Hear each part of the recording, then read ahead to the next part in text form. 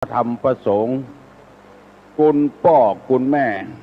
คุณครูบาอาจารย์ผู้ประสิทธิ์ประสาทวิชาความรู้คุณงามความดีที่ท่านทั้งหลายได้บำเพ็ญมาในอดีต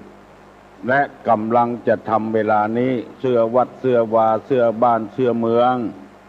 พระสยามเทวาธิราชสิ่งศักดิ์สิทธิ์ทั้งหลายอันรักษาบ้านรักษาเมืองมีพระบรมธาตุเจ้าดอยสุเทพ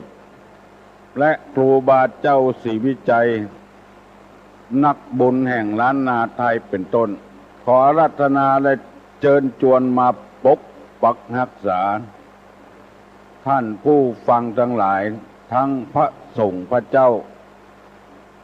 ทั้งพ่อแม่พี่น้องลูกหลานเหลนวงศาคณาญาติมีความสุขกายสุขใจเหมือนกันทุกคนนานแสนนานแด่เทินก่อนที่จะได้ดำเนินรายการต่อไปนี้ขอเชิญท่านผู้รับฟังทั้งหลายได้ไหว้พระเจ้าไหว้พระธรรมไหว้พระสงฆ์เพื่อเป็นสิริมงคลกับตัวกับครอบครัวประนมมือขึ้นว่าว่าพร้อมกันอะระหังสัมมาสัมพุทโธภควาพุทธังภควันตังอภิวาเทมิกราบสวากขาโตภควตาธัมโมธัมมังนัมมัสสามิกราบสุปฏิปันโนภควโตสาวกสังโฆสังฆังนะมามิกราบท่านธัมมัยยังพุทธัสสะภะคะวะโตบุพาภะคะนะมะกะลังกะโลมาเสนะโมตัสสะภะคะวะโตอะระหะโตสัมมาสัมพุทธัสสะนะโมตัสสะภะคะวะโตอะระหะโตสัมมาสัมพุทธัสสะนะโมตัสสะภะคะวะโตอะระหะโต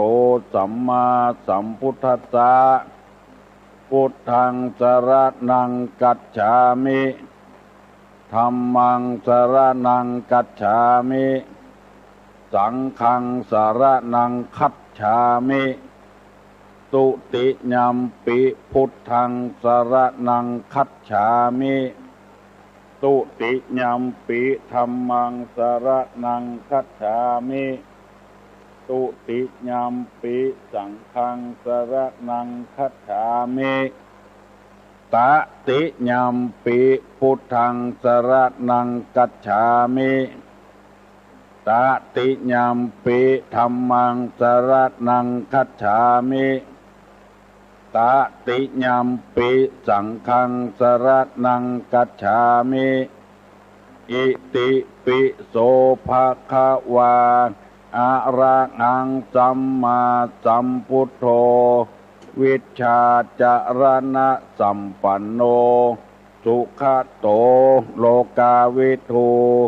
อนุตตโลปุริสะธัมมสารถีสัทธาเทวะมนุษย์สานังพุทโธภควาติสวากขาโตภควตาธัมโมสันติทิโกอากาลิโกเอหิปัสสิโกโอปนะยิโกปัจจัตตังเวทิตโพวินโยหิติสุปฏิปันโนภควโตสาวกสังโฆอุชุปฏิปันโนภควโตสาวกสังโฆญาญาปฏิปันโนภควโตสาวกสังโฆสามิจิปฏิปันโนภควโตสาวกสังโฆ ญาติตังจัตตาลิปุริสายุคานิอัฏฐาปุริสาปุคลาเอสาภะคะวะโตสาวกสังโฆอาหุไนโยปาหุไนโยทักขิไนโยอัญจลิกาลนิโยอนุตตรังปุญญเขตังโลกัสสาติกราบหนึ่งกราบสองกราบสามกาเลนะธรรมัสสวนังเอตัมมังคระมุตตะมังมาแถมแล้วมากุวันไอ้ยังมาเสียงก้องเสียงก้องเสียงมองต่ำเข้าเสียงตุเจ้าเทศนาธรรมมาถึงบ้านมาถึงบนเฮือนมาถึงในเฮือนมาถึงในสุดในมุ้งมาถึงเฮือนไฟมาถึงห้องน้ำมาถึงในรถมาถึงกุฏิกุฏางเสียงประกาศธรรมะเมื่อเจ้าเป็นสิริมงคลกาเลนะธรรมสวนังการฟังธรรมตามกาลเวลาเป็นมงคลประเสริฐเวลานี้เป็นเวลาที่เป็นมงคลมากปากันได้ฟังธรรมจดจำเอาไว้ในพระพุทธศาสนานี้พระพุทธเจ้าค้นหาว่าคนเฮานี้มีกับความทุกข์ไปตังใดก็เป็นความทุกข์หมดตกหมดเสี่ยงจะเนี่ยเจือใดให้คนพ้นจากความทุกข์ทั้งที่อยู่ในกองทุกข์ก็บนกองทุกข์อยู่ในที่สุดพระองค์ก็ค้นคว้าจนได้เรียกว่าสัจธรรมธรรมคือความจริงซึ่งบ่มีศาสดาใดค้นปะส่วนมากนี้จะไปหาความทุกข์สมมติว่าทุกข์เพราะว่ามันได้กินมันได้ใช้ได้จ่ายโดยเปิ้นพระพุทธเจ้าก็ค้นหาจนปะเนี่ยจะได้จะให้มีเงินมีทองได้กินได้ใช้ได้จ่ายโดยเปิ้นเลยมีพุทธภาษิตออกมาว่าวิริเยทุกขมัจเจติวิริเยนะทุกขมัจเจติแปลว่าคนล่วงพ้นความทุกข์ไปได้เพราะความเพียรจะต้องมีความเพียรความพยายามมันถึงจะได้มีความสุขพ้นจากความทุกข์บ้านเมืองวุ่นวายกันบ่ถูกบ่โล่งกันก็มีพุทธภาษิตออกมาว่าสุขาสังคัสสะสามัคคีความพร้อมเพรียงของหมู่ทำให้เกิดสุขที่มันตุกวุ่นวายก็เพราะว่าความบ่พร้อมเพียงเอียงหน้ากันความบ่สม่ำเสมอกันอยู่คนคนรวยก็อยู่ที่หนึ่งคนลวกก็อยู่ที่หนึ่งคนตุกก็ตุกเขาดินเขาหญ้าไปติ๊กๆบอกพร้อมอีเพียงเอียงหน้ากันมีหลายอย่างในธรรมะในพุทธศาสนา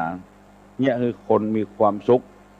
ฆราวาสที่เกิดความทุกข์นั้นก็เพราะว่าบ่มีฆราวาสธรรมบ่มีธรรมประจำจิตประจำใจฆราวาสนั้นเฮือนหลังนั้นก็มีความทุกข์อยู่ตลอดเวลาเพราะเหตุว่าพ่อบ้านก็ทุศีลแม่บ้านก็ทุศีลต่างคนบ่มีศีลเข้าหากันนอกอกนอกใจกันพ้องบ่เคารพนับถือกันพ้องพระองค์ก็ค้นคว้าหาฮื้อฆ ฆราวาสธรรมนั้นเป็นต้นว่าคือมันสองคือเก็บหอมรอมริบสามคือคบแต่คนดีสี่คือประกอบอาชีพที่ถูกลักศีลลักธรรมหมู่นี้เป็นต้นตุลุงได้นำเอากรรมสอนในทางพระพุทธศาสนามาเสนอให้ญาติให้โยมพี่น้องทั้งหลายฟังเพราะคนเรามีนิสัยบ่เหมือนกันเมื่อมีนิสัยบ่เหมือนกันก็จึงมีธรรมต่างๆนานาเอามาให้เลือกประพฤติปฏิบัติบางคนก็มีราคะเป็นนิสัยมีความกำหนัดยินดีในเพศตรงกันข้ามพ้องตาได้หันหูได้ยินอยากได้ลิ้นไปสัมผัสกับรสอาหารจะกินหมู่นี้มีความกำหนัดความยินดีความใคร่ในอารมณ์ต่างๆหูดังดมกลิ่นน้ำหอมแป้งบ่แป้งเตื้อเอามาถูกทาถูกเกาให้หอมนี้เรียกว่าราคะกำหนัดความยินดีนิสัยบ่เหมือนกันบางคนก็มีความโคตรเป็นนิสัยอย่างน้อยก็โคตรเพราะว่านิสัยคนเฮามาเหมือนกันพระธรรมคำสั่งสอนจึงมีให้เลือกใจบางคนก็มีความหลงงมงายให้อู้หยังก็เชื่อหมดก็มีธรรมะแก้ความหลงนั้นเป็นข้อไปสำหรับเมื่อเจ้าวันนี้ตุลุงจะได้นำเอาคำว่าจริยธรรมสำหรับพ่อบ้านสำหรับแม่บ้านหมายความว่าพ่อเฮือนแม่เฮือนที่ได้แต่งงานอยู่กับกันเนี่ยทำเชื้อใดจะให้มีความสุขเมื่อตะวานี้ได้นำเอาคำว่า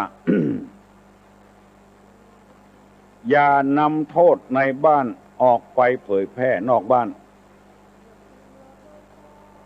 กรรมนี้ที่ว่าไฟในจะไปนำออกบุคคลผู้ใดสามารถปฏิบัติได้เจอ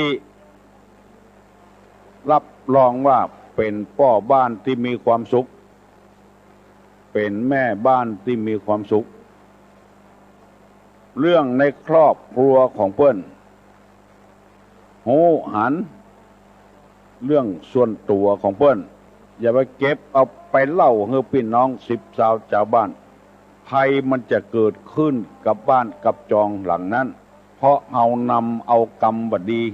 ภายในบ้านไปเผยแพร่ให้เพิ่นอยู่บ้านหมู่5หมู่6หมู่7หมู่8ว่าชอบแก่บ้านเอาไปเผยแพร่ให้เพิ่นควายบ้านควายเมืองอันเนี้ยปีไฟในนำออกเพิ่นจะลุกแควนเฮาควายบ้านควายเมืองเพราะเกิดเฮาเกิดนำไฟในออกได้อธิบายไปแล้วเมื่อตะวาวันนี้จะได้นำเอากรรมว่า ข้อที่2อย่าเอากรรมนินทาชาวบ้านมาแฉในบ้านหมายความว่าไฟนอกอย่าไปนำเข้ากรรมนินทานอกบ้านเอามาแฉในบ้านเอามาเล่าในบ้านในจองของเราเพราะเหตุว่าจะเป็นชนวนทำให้ภายในบ้านของเราแตกแยกกันกรรมที่มันบดีนอกบ้านนอกจองเพราะมันเป็นเรื่องของเปิ้นไม่ใช่เรื่องของเราผัวไผผิดกับเมียไผเอามาเล่าภายในบ้านไผยืมของไผกู้ของไผเท่าใดเอามาเล่าภายในบ้านไผเนี่ยจะใดที่มันบดีเอามาเล่าในบ้านก็ออกไม่ออก บ้านเฮาเมืองเฮาแต่ก่อนนี้อยู่เย็นเป็นสุขเกี่ยวกับครอบครัวพ่อแม่ลูกอยู่พร้อมหน้าพร้อมตากันกินข้าวด้วยกันกูคาบแปลว่าคาบเจ้าคาบตอนคาบแรงหาโอกาสที่จะปรับปรุงภายในบ้านให้มีความสุขบางคนไปได้ยินไอ้อย่างที่กาดพุ่นเพิ่นอู้กันที่กาดพุ่นเอามาเล่าคำกันตกกับบ้านให้ผัวได้ยินให้เมียได้ยินให้ลูกได้ยินเพิ่นว่ามันเป็นกรรมที่หาความสุขบานหวานใจบ่ได้ยิ่งปัจจุบันนี้สื่อมวลชนต่างๆมันมีหลายแขนงเป็นต้นว่าหนังสือพิมพ์กาวิทยุในกาว่าโทรทัศน์กาส่วนมากคนเฮานี่ไปชอบเอากรรมบดีบดักมาลงกรรมอันใดที่มันสร้างสรรค์กันบ่ลงเปิ้นมีปอยมีลามกัน3 วัน 3 คืน4 วัน 4 คืน5 วัน 5 คืน7 วัน 7 คืนแห่ครัวกินครัวตาลเข้าวัดแทนที่จะเอากรรมดีๆครัวตาลหมอนั้นได้ที่1ครัวตาลหมอนั้นได้ที่2บ่ลงเปิ้นตีกันที่ขายเหล้าวุ่นเอานะลง อันเนี้ยเปิ้นฮ้องว่าไฟนอกนำเอามาประจานค่อยบ้านค่อยเมือง ตะคืนนี้ที่ตำบลป่าแดดอำเภอเมืองตัวเจ้ากับกำนันกับนายกองค์การบริหารส่วนตำบลตลอดถึงพ่อนานพ่อน้อยพ่ออุ้ยไม่อุ้ยศรัทธาประชาชนกันเพิ่นโคนกันมาฟังเทศเต็มวัดตั้งเก้าอี้ไว้บ่มีไผนั่งเพราะว่าฝนมันตกนั่งเต็มศาลานั่งเต็มวิหารเงียดงัดกันอยู่ตึงตำบลมารวมกันที่เดียวบ่หันนักสื่อข่าวไปเชาะข่าวสักอย่างเอามาอวดมาอ้างบ่มีสักคนบองหูข่าวว่าไฟไหม้การถจนกันกานี่โอ้ฟักกระดิกปิกกระวำไปถ่ายรูปเอามาลงข่าวอันนี้คือไฟนอกแล้วเอามานำเข้าให้คนได้อ่านคนอ่านก็ชอบอย่างนั้นนะจับยาบ้าได้กี่เม็ด ดาราต่างๆพอมีมนทินหน่อยเอาเพื่อนมาลงประจานหน้าประจานตาเพื่อนเอาไฟนอกนำเข้ามาแม่นโหบ่แม่นโหพุดคุยเอาจนได้จนเป็นเอาไฟนอกเอาความเดือดร้อนเข้ามาสู่สถานที่ต่างๆมีคนไปสัมภาษณ์น้อยที่มันดีจะเป็นสิริมงคลลองผิดพลาดไปเอาง่ายๆอย่างตุลุงออกอากาศถึงวันเนี่ยไปมีนักการบ้านการเมืองนักชื่อที่ไหนมาสนใจบ่มีลองว่าตุเจ้าทำบดีบดักแบบโอ้ออกกู้หนังสือพิมพ์ออกกู้ฉบับวิทยุอ่านข่าวอย่าตอกย้ำเปิ้นแหมเพราะเหตุว่าบ่ได้อ่านจริยธรรมของพ่อเฮือนแม่เฮือนพ่อบ้านแม่บ้านธรรมะบ่ได้เข้าถึงหูบ่ได้อ่านถึงตาจึงเป็นเหตุให้คนเอาวิพากษ์วิจารณ์กันในทำนองนั้นคนที่ทำดีแทนที่จะสนับสนุนมันมีแล้วไปออกข่าวที่มันบดีมาเหมือนบ้านมาเหมือนเมืองปุ่นควายตรวจจัดงามงัวตรวจจัดงามบ่ลงวิทยุบ่ลงหนังสือพิมพ์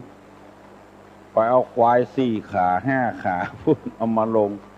แปลกๆอันนี้เพื่อนฮ้องกันว่าสมัยแสวงหาผลประโยชน์วัตถุนิยมเพื่อให้คนจะได้อ่านซื้อหนังสือพิมพ์อ่านแล้วฟังโฆษณาตัวละฟังข่าวของตัวเองตัวหมู่นี้เป็นต้นหลักในทางพระพุทธศาสนาว่าไฟในอย่าไปนำออกไฟนอกอย่าไปนำเข้าของที่มันบดีที่มันเป็นฟืนเป็นไฟเป็นอันตรายบอกว่ากำปากกำคอบอกว่าการประพฤติปฏิบัติอันที่มันบดีบดักผลเข้ามาเพราะฉะนั้นพ่อบ้านก็ดีแม่บ้านก็ดีไผก็ดีแก่บ้านกำนันในฐานะที่เฮาเป็นคนมีหน้าที่อย่าไปเอาของบดีขึ้นมาเป็นแก่บ้านเป็นกำนันปกครองบ้าน หน้าที่ก็คือกำจัดอบายมุขต่างๆนี้บ่าวสกรรมเอาโต๊ะสนุกเกอร์มาเล่นในบ้านฮือละอ่อนไปตอมกันอยู่หั่นเอาเกมอย่างต่างๆหนังโป้หนังอย่างต่างๆเอาเข้ามาเพื่อจะเรียกร้องเอาเงินจากกระเป๋าละเอกละอ่อนโมเนี้ยเป็นไฟทั้งนั้นนำเข้าบ้านเขาจองมาซึ่งคนทำนั้นบ่รู้สึกตัวว่าตัวกำลังจะทำมาอย่างลงไปนำของบดีเข้าบ้านนำของติดจะทำความเดือดร้อนเข้าบ้านพ่อบ้านก็ดีแม่บ้านก็ดีเป็นจี้ความเจริญมันจะบ่เกิดขึ้นเพิ่นเสาะหาแต่ความดีแต่ผู้เป็นพ่อบ้านแม่บ้านก็ดีเป็นผู้นำของบ้านก็ดีนำเอาความบดีมาสู่มีการมีงานอย่างนี้โจรไก่เล่นการพนันหมดเนี่ยไฟทั้งนั้นไม่ห่อไม่เหือนคนไทยชอบเล่นหวยถึงบนดินถึงใต้ดินนายกเพิ่นก็เอาเมื่อชอบเล่นอย่างอี้เอาเหตุแท้เปิดเผยมีหวยออนไลน์ได้ก็ได้นักโดยจวนคือคนเล่นแล้วเงินที่ได้กำไรก็บอกเขาพกเข้ากระเป๋าเอาไปสร้างสถานที่ต่างๆความจริงมันก็เป็นไฟนั่นเองจะเป็นดับมันถึงมาได้การพนันกับคนไทยนี่มันมีแต่เมินมาแล้วมีคนคนหนึ่งสารภาพกับเพื่อนมาว่าเพื่อนเฮาเนี่ยย่างการพนันทุกชนิดแล้วมาเล่นละเพื่อนมาบอกว่าโอ้มีสัก10 หูก็บ่เชื่อมาเล่นนี่นะย่างแล้วนะหน้าตอนยังย่างได้นี่เถียงไปเถียงมาเอ้าใส่ยังกันบ่เนี่ยเอาแล้วจะเล่นแล้วใส่ยังกันบ้าครับการพนันนั่นแหละมีไอ้อย่างน้อยก็แข่งกันแข่งกวดตาลแข่งบอกไฟแข่งสะพะสะปืนนำเอาอบายมุขเข้ามาสู่บ้านสู่จองถ้าบ่ได้ก็เป็นอันโคตรอันเกียรติด้วยกันได้นำเอาธรรมะมาเสนอให้พี่น้องทั้งหลายพิจารณาที่นางสาขาได้รับคำสอนจากพ่อว่าไปอยู่บ้านเปิ้นคือเป็นอย่างนี้เนอะแม่กูคนจะต้องสอนลูกพ่อกูคนจะต้องสอนลูกบอกว่าลูกกดจายบอกว่าลูกไม่ยิงไปอยู่กับเปิ้นจะไปเอาเรื่องบดีเข้าไปสู่เปิ้นเรื่องบดีภายในบ้านจะไปเอาออกไปเรื่องบดีภายในบ้านเรื่องภายในบ้านจะไปเอาเข้ามาภายในจะไปนำออกภายนอกจะไปนำเข้าคนเฮาถ้าสอนกันอย่างอี้กูคนน่ะขอโทษเถอะมันจะบ่เอาลูกไว้ให้พ่อให้แม่เลี้ยงบัดเดี๋ยวนี้คนบ่ใครได้เข้าวัดเข้าวาก็เพราะเหตุว่าเลี้ยงลูกใหญ่มาแล้วไปเอาผัวเนี่ยไปเอาเมียเนี่ยโอ้อยู่ด้วยกันมาเมินสกรรมละกันได้ลูกแก่คนได้ฮักลูกคนนั้นก็ไปเลี้ยงเป็นการให้พ่ออุ้ยไม่อุ้ยเลี้ยงหลานแถมหน้าที่จะปล่อยให้เพื่อนไปวัดไปวาบ่ได้ละใครเหี้ยใครหาดไปเลยคนเท่านั้นก็เนี่ยจะได้ว่าจะได้ก็เพราะตัวเองบ่ได้สอนลูกสอนเต้าไว้ให้ก่อนฟังไปเถอะพอออกไม่ออกฟังไปถึงวันจะเกิดความรู้ความเข้าใจขึ้นมาพระพุทธเจ้าบ่ได้สอนสวรรค์นิพพานอย่างเดียว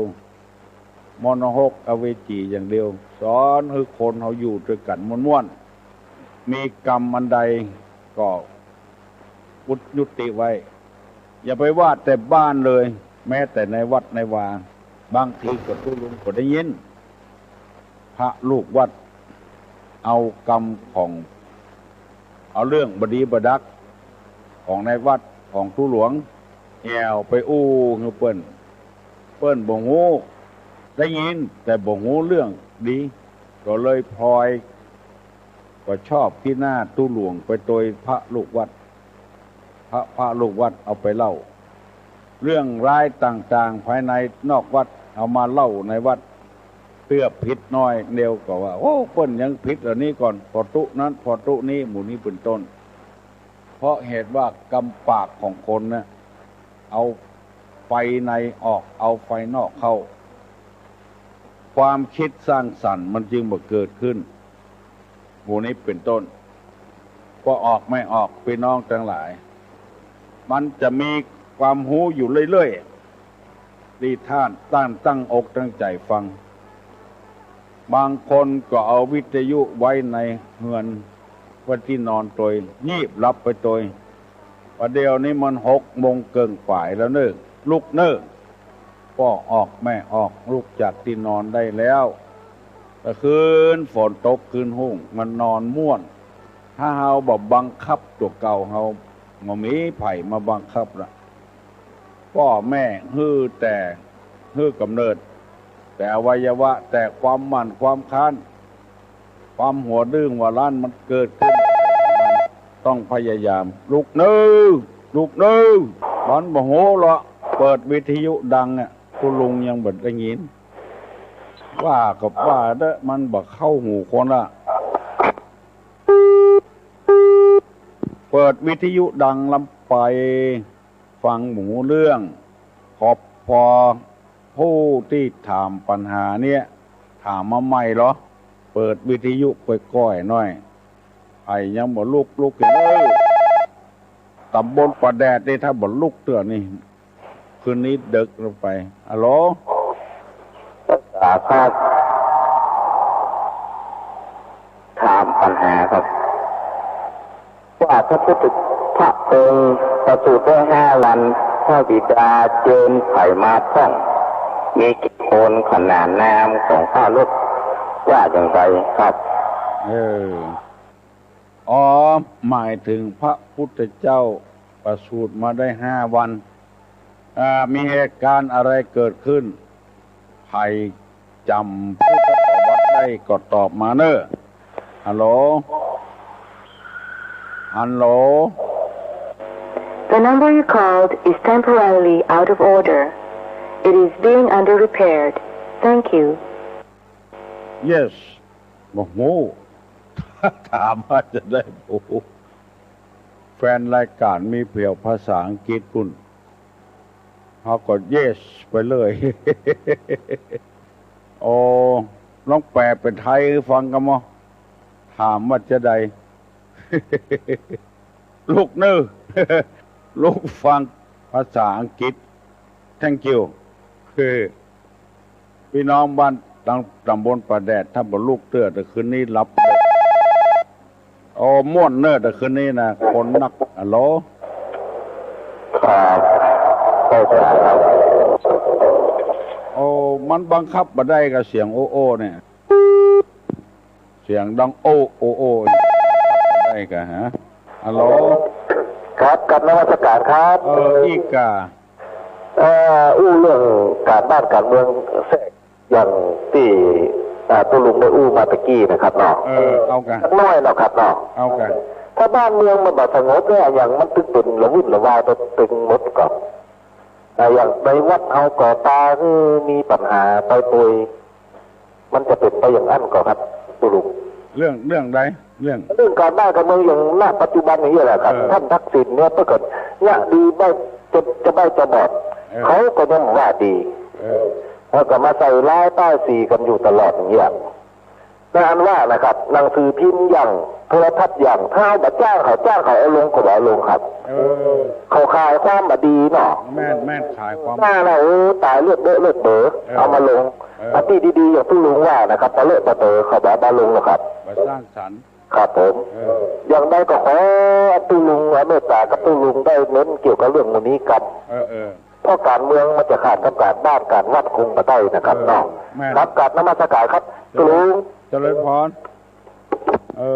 ดีเนอะแนะนำแผ่นพิธีหนึ่งเพราะว่าคนฟังรายการนี้นักเอาเก่าการบ้านการเมืองลงโดยพ้องฮัลโหลเจ้าไว้สาเจ้าตุลุงเจ้าตอบปัญหาปางม่วงเจ้า5 วันเกิดเหตุการณ์อย่างขึ้นจ้ะเชิญพราหมณ์108มาทำลายพระลักษณะ จ้าเท่ากับตั้งชื่อพระโอรสว่าเจ้าชายสิทธัตถะ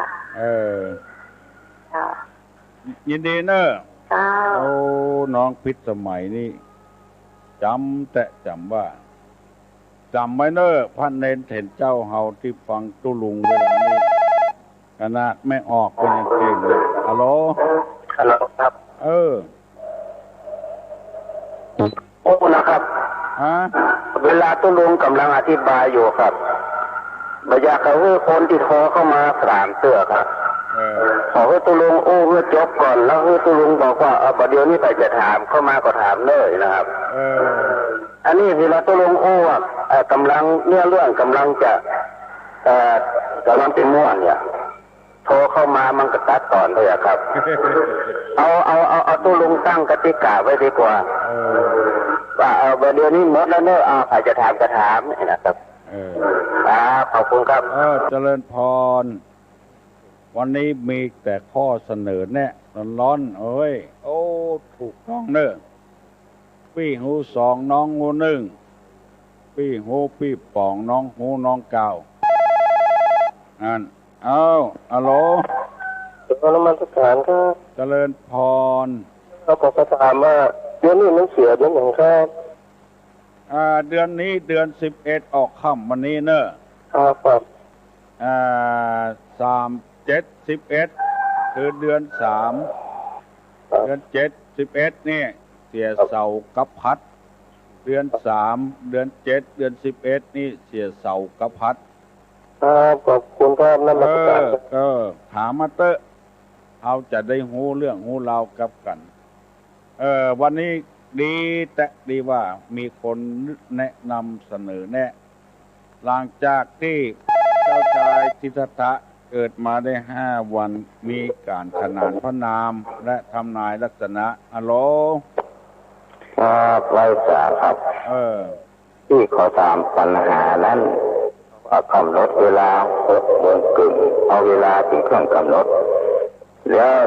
จะขอถามปัญหาลำข้อดึงครับเจ้าชายสิทธัตถะประสูติได้7 วันละเป็นจะได้ประชาชนถึงได้โศกเศร้าในเวลานั้นครับเหตุการณ์นั้นครับยังปัจจัยประชาชนโศกเศร้าเสียใจถ้าจะถามมันถูกว่า5 วันนี้ทำลายลักษณะกับขนานพระนามแถม7 วันเหตุการณ์อะไรอย่างเกิดขึ้นอันนี้ถามถูกฮัลโหลนมัสการเจ้าโอ้ไม่ออกมันว่าแต่เกี่ยวว่าตุลุงอันจบก่อนแล้วก็โทรมันไปได้ใหญ่เพราะมันลูกกันโทรคนใดก็เคยเนาะเจ้าเวลามันน้อยตรงมันต้องลูกโคตรกันหรอกบอกฟังไห้ขอโคตรแล้วว่าคนใดจะเข้าติดหรือว่าติดเนาะเจ้าแต่ว่าเปิดเข้าโคตรเราเปิดเข้าฟังตัว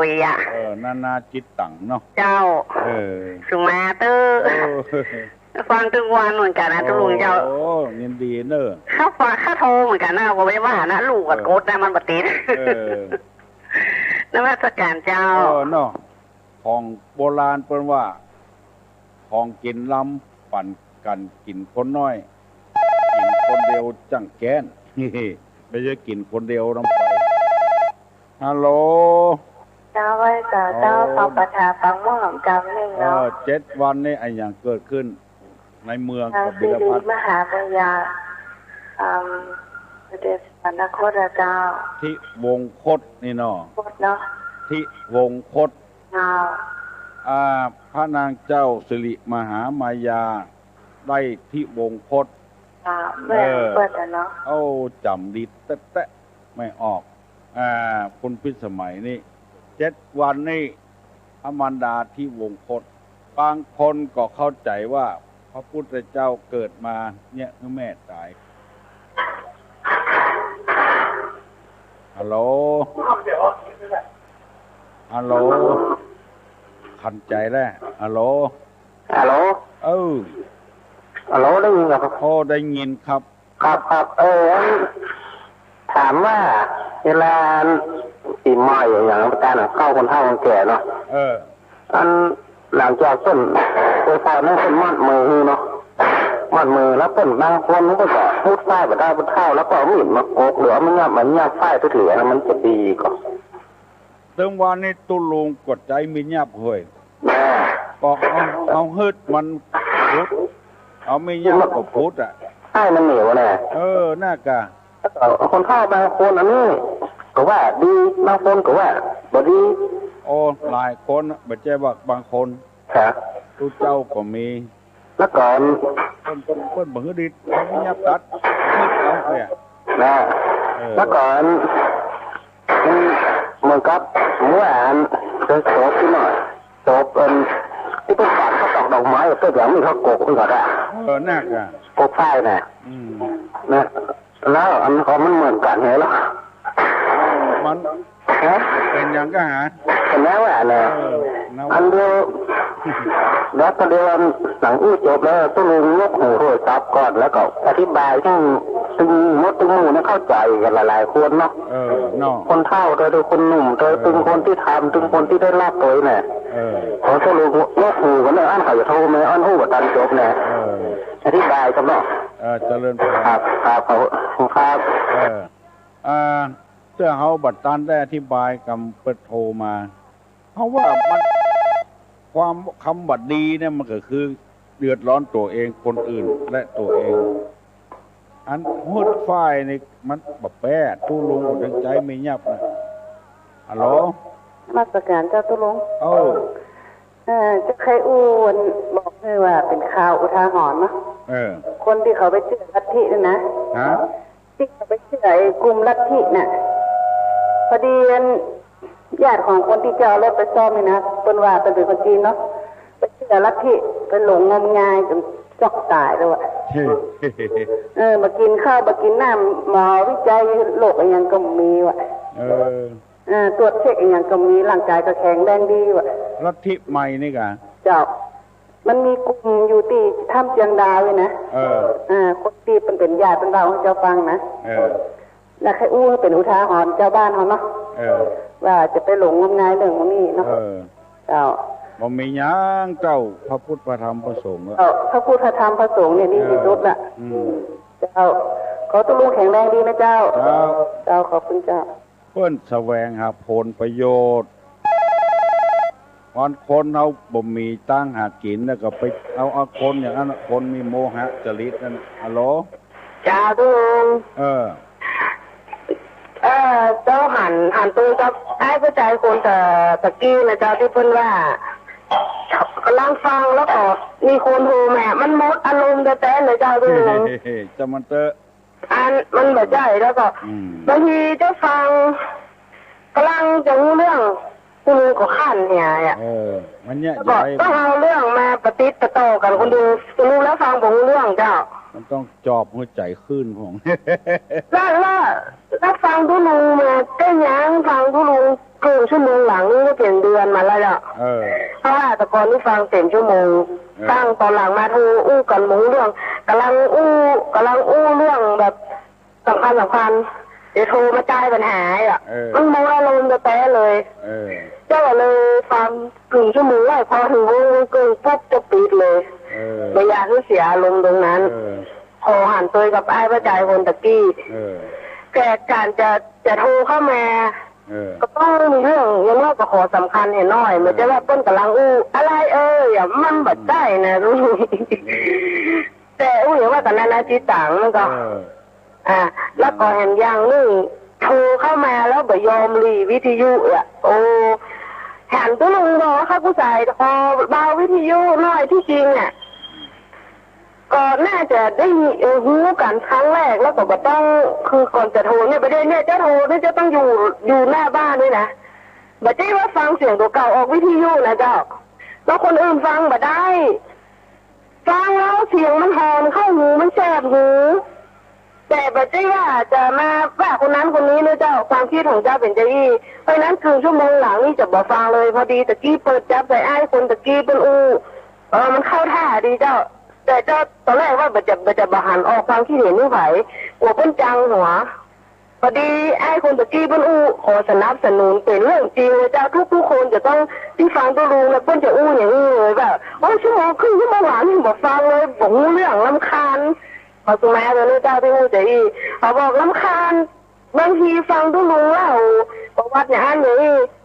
ก็เลยก็มาคาดรายการของตัวลุงที่อู้เนี่ยเขากำลังจะอู้เรื่องเนี่ย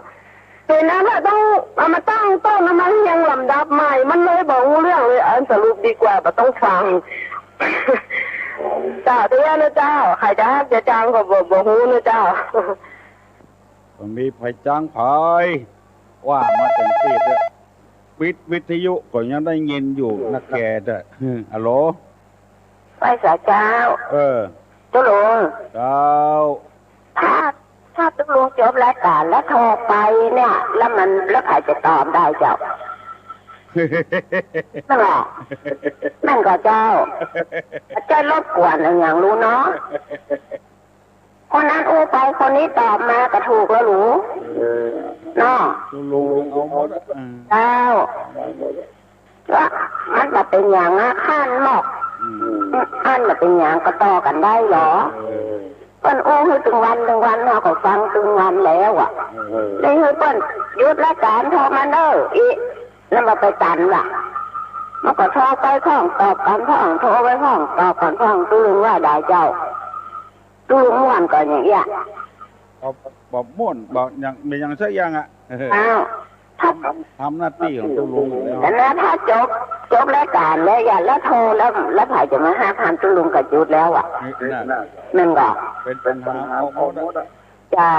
กอง6 โมงเกินกับปิดวิทยุนั่นเนาะแล้วใครก็มารบกวนถ่ายรู้อย่างมาเดียวเนี่ยเนาะบางคนตั้งใครฟังน่ะบางคนตั้งชมเชยตุลุงฟังตุลุงอย่างแล้วแบบรบกวนไปพูดที่ไหนเนาะว่าต่อแถมก็ได้รู้แล้วมันคนหลายคนหนึ่งจะฟังอย่างหนึ่งคนหนึ่งจะบอกอย่างหนึ่งคนหนึ่งจะอู้อย่างหนึ่งคนหนึ่งถามอย่างหนึ่งอย่างคนละคนน่ะแล้วเขาไปตอบคนเดียวนั่นหนูไปได้เนาะตัวนี้โทรมาก็เจ้าตัวเป็นยังโทรมาตัวกระทงมาซ้อนอย่างเดียวกันนั่นน่ะถ้าตุลุงจบรายการแล้วโทรแล้วตุลุงฮับตีวัดตุงกับเจ้าทีนี้ถ้ายืดแล้วเพิ่นก็บอกมีการอะไรอื่นแล้วมันก็ของใครของมันเจ้าได้ออกใจเสียงแล้วน่าจะอย่างอี้ก็ตอบด้วยกันฟังด้วยกันเนี่ยกะฟังด้วยกันไผว่าอย่างมาฟังกันดีทั้งนั้นเลยเจ้าเนาะเลิศพรเจ้าว่าสาเจ้าโอ้หมดขึ้นอันนี้เนื่องมาหันตัวนะก็หันตัวอย่าเก้นชิ้นมาแย่งเขาใส่กันนะทำใจสบายว่าเตอะพอออกไม่ออกเวทีนี้เป็นเวทีที่เอาบอกพิษบอกเถียงกันนะเพิ่งใจไฟพอเพิ่งใจไฟเหมือนอย่างตุลุงอู้นะบัตตาเสือเมนไม่จะตายมากินกับข้าวมันชอบไฟชอบมันห่มไฟห่มมันจังมันเตอะฟังขึ้นมาแล้วเป็นวันบัดเท่าเอาไอ้อย่างมาเป็นอารมณ์กันด้วยจะมาเครียดมาแค้นเห็นบ่ได้ทุกอกทุกใจเห็นบ่ได้มันเป็นปี้เป็นน้องกันนะอู้กันลงส่งกันปอเรื่องการบ้านการเมืองก็เหมือนกันที่เสนอมาเจ้าบ้านเจ้าเมืองดีแต่หิหาค้าขายของมันผู้บริหารงานประเทศยุ่งยากแต่เหมาะฮัลโหลลุงเจ้าวันนี้รายการอะไรอย่างเจ้ารายการโต้วาทีมีเพื่อนมาถามว่าวันเสาร์ที่2ของเดือนวัดโสปมีอะไรอย่างเป็นว่าเจ้าอย่างหมงมันบัดถึงขนาดนั้นเตือนเลยบัดได้ประกาศ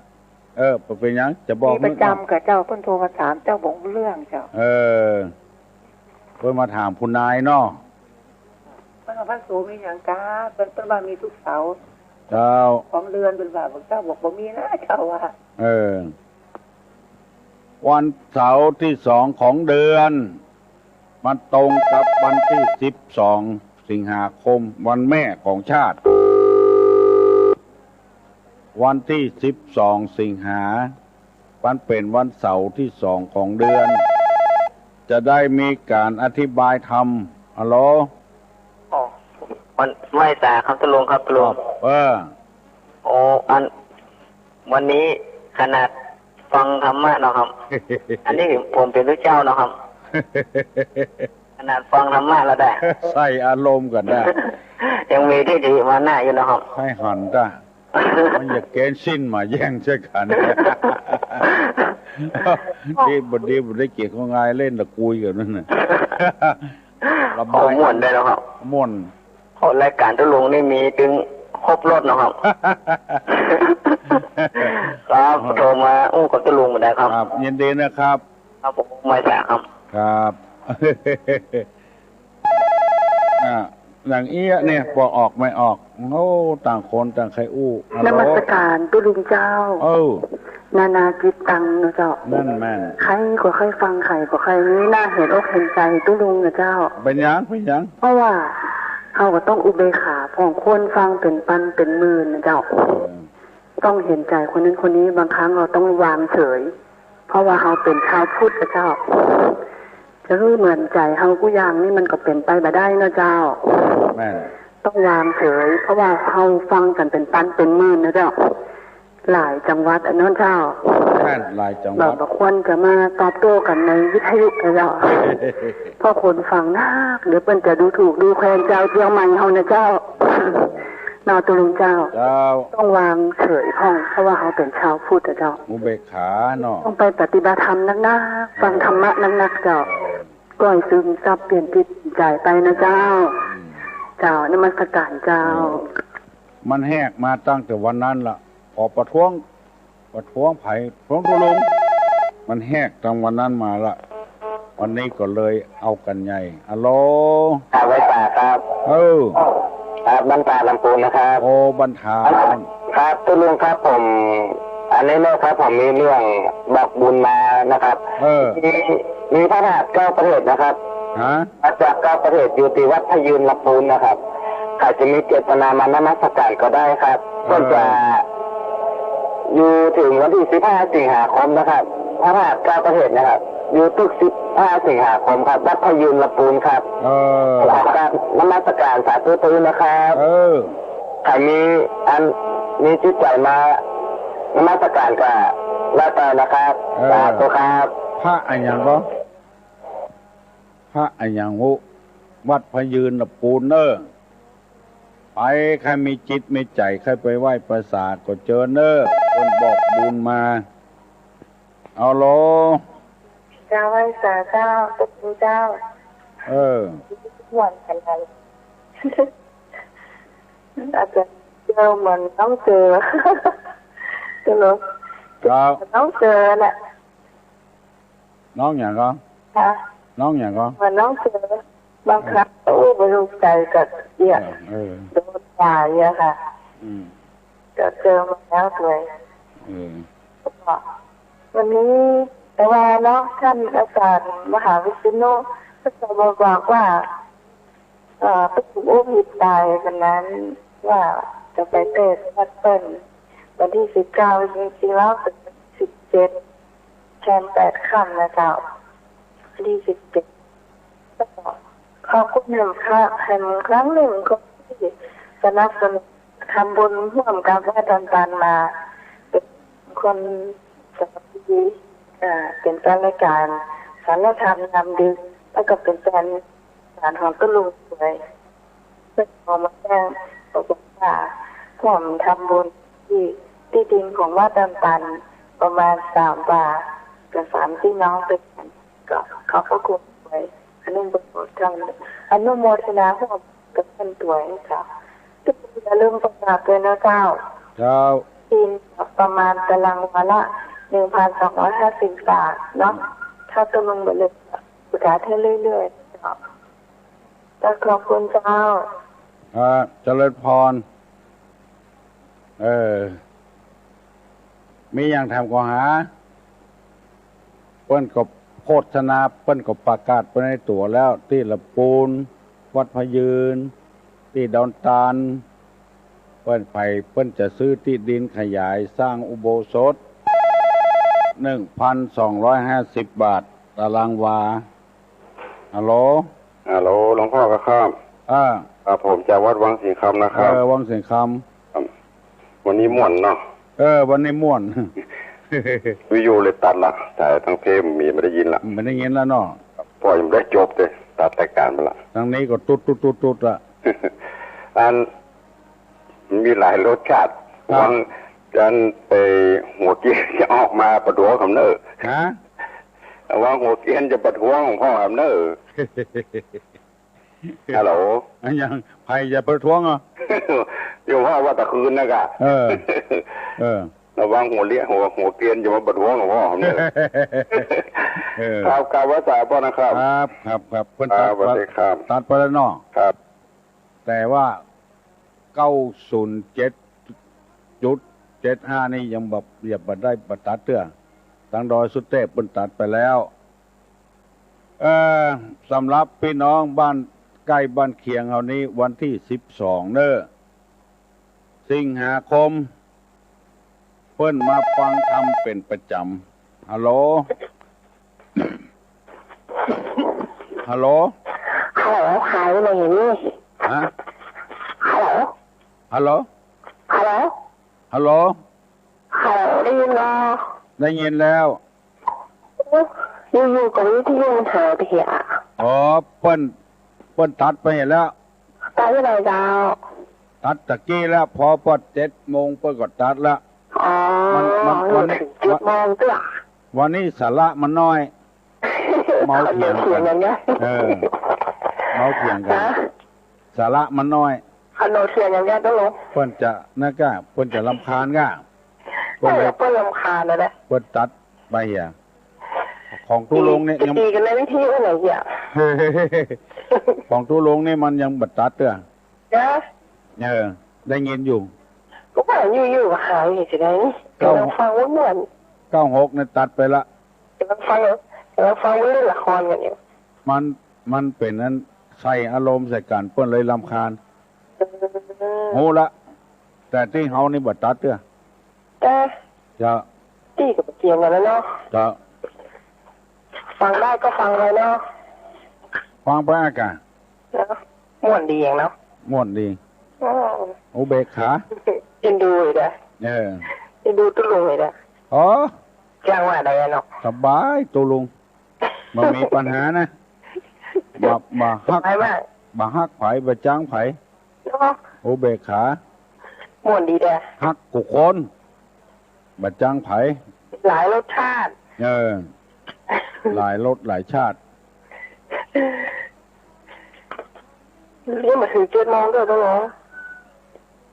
วันนี้ไปไหนเจ้า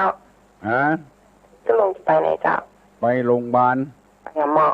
ไปทำละจันทร์พุธศุกร์เว้นวันเว้นวันกับจันทร์พุธศุกร์เว้นวันไปเมื่อไหร่ไปฟ้องเลือดเลยอะค่ะไปฟ้องเลือดเลยอะ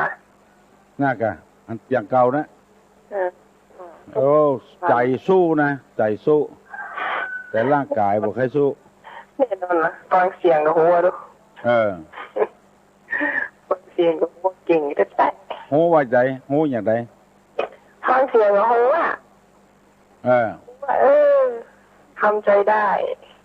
แม่น่ะอยู่ที่ใจมันอยู่ที่ใจอยู่ที่ใจแม่น่ะใจเป็นผู้บังคับใจว่าเป็นก็บ่เป็นเนาะฟังเสียงสดชื่นอยู่สดชื่นตลอดเวลาไม่ต้องกลัวดีใจนะสู้ตายดีใจดีใจแหละดีใจแหละใจสู้เนาะเจ้าดีใจด้วยแหละเป็นกำลังใจด้วยเป็นกำลังใจดีแล้วยินดีละนี่กะแต่ก่อนไม่เห็นเป็นเล่นโรคเบาหวานนะบอกว่าอยู่ที่ใจนะแม่น่าแกคือรู้เป็นมันก็เป็นไม่เห็นขี้ใจอ่อนขี้งอนมันเจ็บนี่ขี้ใจอ่อนมันทำใจมาได้เนาะใช่ทำใจได้กะโอ้สบายดักฟังเสียงต้องลงสู้อย่างเดียวมีกำลังใจเยอะเนาะแฟนเพลงก็เยอะนะลูกกันนะแฟนเพลงตัว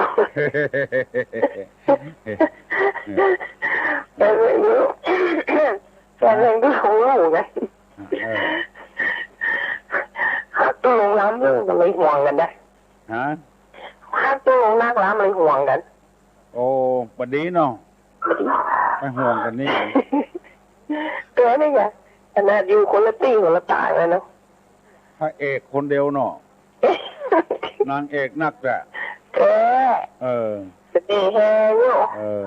ตัวลงก็เป็นกลางเนี่ยเสน่ห์แรงโย่รู้ตัวลงอ่ะฮะเสน่ห์แฮงแฮงตัวลงนี่ทำตัวเหมือนถนนเนาะสามารถสะกดจิตคนได้เยอะเลยมีความสามารถพิเศษจ้าให้หัวชอบใจแต่นี่ฟังกันก็ทั่วก็จะทั่วประเทศเลยนะพอดีมันออกมาทั่วประเทศไปเลยรู้ทั่วทุกจังหวัดภาคเหนือเนาะเป็นกำเมืองเขาฟังหมูเรื่องฟุ้งจ๋าอย่างหมูนะฝรั่งโทรมาเลยตะเกียมีแต่ฝรั่งปุ่นเช่นเขียวฝรั่งโทรว่าใดของหมูโอ้โหแต่วันนี้พี่เจ้ามันด่าเขาหมูเขาบอกเขาบ่ถือก่อนแล้วฮะไปกี่โมงข่าววันนี้จุลงเจ้าไปโรงพยาบาลกี่โมงเจ้าจะไปแล้วนายจะไปละจะกินข้าวเลยไปละกินข้าวยังไม่ได้กินข้าวเตี้ยใครไปส่งตู้ลงอ่ะวันคนขับรถวัดมันถึงมีประจำหรอก็ถึงจ้างไว้ต่างวัดนะตู้มีรถตู้กับรถเก่งรถตู้กับรถเก่งมีรถเก่งนะใครได้รถตู้บ่พร้อมเดินนะแต่ก่อนต้องลงซื้อรถตู้ไปใจหรอมันมีกำเตื้อนะเอาปลาสถาไปเอวหันเอวนี่หมดนะวันนั้นน้องมันก็ซื้อนั่นกันล้านหนึ่งโอ้บ่เอานักนับไปผ่อนเดือน14,000ตัวโอ้บ่เอาละมานั่งละ